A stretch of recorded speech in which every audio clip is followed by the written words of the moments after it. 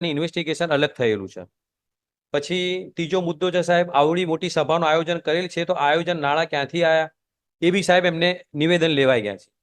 ચોથો મુદ્દો એ છે સાહેબ એમનો કે કોલ ડિટેલ મેળવવાની છે, તો કોલ ડિટેલ મેળવવા માટે આરોપીની સાહેબ પ્રત્યક્ષ હાજરીની જરૂર નથી, એ સાહેબ કબજે કરેલી છે.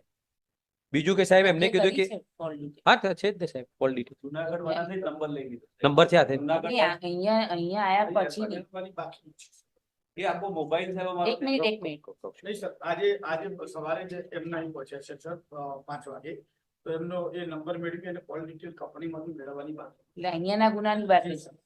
એટલે કોલ ડિટેલ બી સાહેબ જો કઢાવ્યું હોય ને નંબરના આધારે એના અંદર આરોપીની પ્રત્યક્ષ હાજરીની જરૂર નથી. પાંચમો મુદ્દો સાહેબ એવું છે કે અઝહરીનું કેનેરા બેંકમાં સાહેબ હુબલીમાં એકાઉન્ટ છે, એકાઉન્ટ લેવા માટે પણ સાહેબ આરોપીની હાજરીની જરૂર નથી. પોલીસને સાહેબ પાવર છે, ગમે ત્યાંથી ગમે તેને એકાઉન્ટ મેળવી શકે. છઠ્ઠી સાહેબ કે એમને જે મુદ્દા બતાવ્યા છે, છઠ્ઠી કે સાતમી સોશિયલ મીડિયામાં એકાઉન્ટ છે તો સાહેબ એમને ખબર છે આઈઓને, કેમ કે એમને જ કહ્યું કે યુટ્યુબ ચેનલ ઉપર એમનો વિડીયો છે, યુટ્યુબ ચેનલ છે સાહેબ, એના અંદર સાહેબ પ્રત્યક્ષ હાજરીની જરૂર નથી. અને જે બી સાહેબ રિકવરી કરવાની હોય કે જે કઈ વાત છે એના અંદર સાહેબ આરોપીની પ્રત્યક્ષ હાજરીની જ્યારે જરૂર ના હોય તો તેવા સંજોગોના અંદર સાહેબ can not granted the remand sir. એ સાહેબ જે ડોક્યુમેન્ટ આધારિત સાહેબ જે ગુના હોય અને બીજી કે આરોપીની ગેરહાજરીની અંદર ઇન્વેસ્ટિગેશન જો થઈ શકતું હોય એવા સંજોગોમાં સાહેબ રિમાન્ડ આપવાની જરૂરિયાત રહેતી નથી સાહેબ. અને આરોપી સાહેબ એમના કબજામાં છે. એટલે સાહેબ એક બે જજમેન્ટ જે છે સાહેબ, જયરાજસિંહ જાડેજાનું સાહેબ પ્રોમિનન્ટ જે જજમેન્ટ છે 11 મુદ્દાઓનું, honourable court is aware this judgment સાહેબ. ને સેકન્ડ જજમેન્ટ છે એ બી સાહેબ નામદાર ગુજરાત હાઈકોર્ટનું છે સશીલાબેન, કે ડોક્યુમેન્ટરી આધારિત હોય ને જ્યારે આરોપીની પ્રત્યક્ષ હાજરીની જરૂર ના હોય તો remand can not be granted sir. એટલે આ જે સાહેબ નામદાર ગુજરાત હાઈકોર્ટના જજમેન્ટની ગાઈડલાઈનને ધ્યાને લઈ સાહેબ રિમાન્ડ નામંજૂર કરવા જોઈએ. અને સવાલ સાહેબ રહ્યો બીજા એમને કીધું કે બીજા આરોપીને સાહેબ 4 દિવસના રિમાન્ડ આપવામાં આવેલા છે અગાઉના. એમાં સાહેબ મારું એક કહેવું છે કે સાહેબ એ આરોપીને સાહેબ રજૂઆત કરવાની કે અને સાહેબ એડવોકેટ હાજર થાય એ સાહેબ તક મળી નથી. આ જ કેસમાં અગાઉના આરોપીને જે રિમાન્ડ 4 દિવસના આપ્યા છે. હા હા સહી લીધી, હા સહી લીધી બરાબર. વકીલ રોકવા છે તો કે મારી પાસે કોઈ વકીલ નથી, રોકવા નથી. હા એટલે રિમાન્ડના કારણો વાંચી બતાવ્યા છે. હા બરાબર છે સાહેબ. એટલે કે અગાઉના આરોપીને 4 દિવસના રિમાન્ડ આપ્યા છે એટલે એ જ સાહેબ એનો રોલ પૂછીને જ કર્યું છે ભાઈ. મેં ઓર્ડરમાં જ પહેલું લખ્યું. હા તો હું એ જ કહું છું સાહેબ કે અગાઉના આરોપીને 4 દિવસના રિમાન્ડ આલ્યા છે, એ ક્રાઇટેરિયા હાલના જ આરોપીને લાગુ પડે સાહેબ, એનો રોલ હોય છે જેનો જેવો. એટલે સાહેબ રિમાન્ડ નામંજૂર કરવા જોઈએ સાહેબ.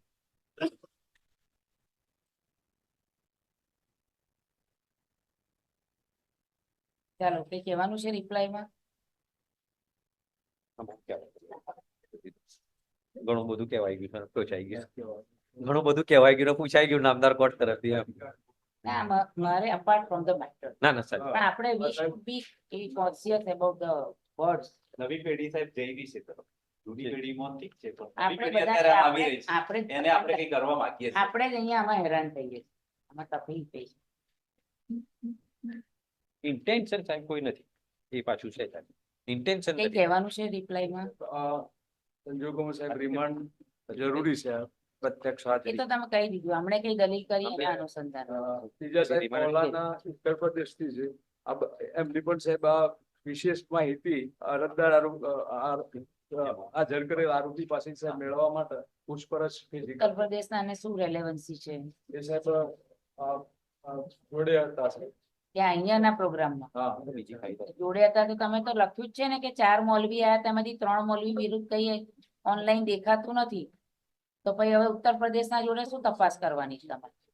એટલે સાહેબ આ તમામ જે કારણો કારણો તો બરાબર, તમે જે શબ્દ બોલો એ મને વિચારી ન એટલે સાહેબ કે ઉત્તર પ્રદેશ વાળા કઈ બોલ્યા છે તો પછી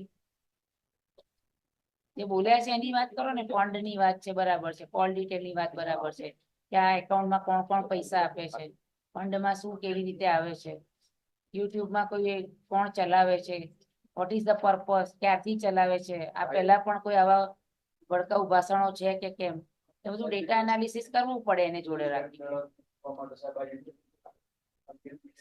ટેકનિકલ માહિતી મેળવી અને પૂછપરછ કરવી જરૂરી છે. That's all. Okay.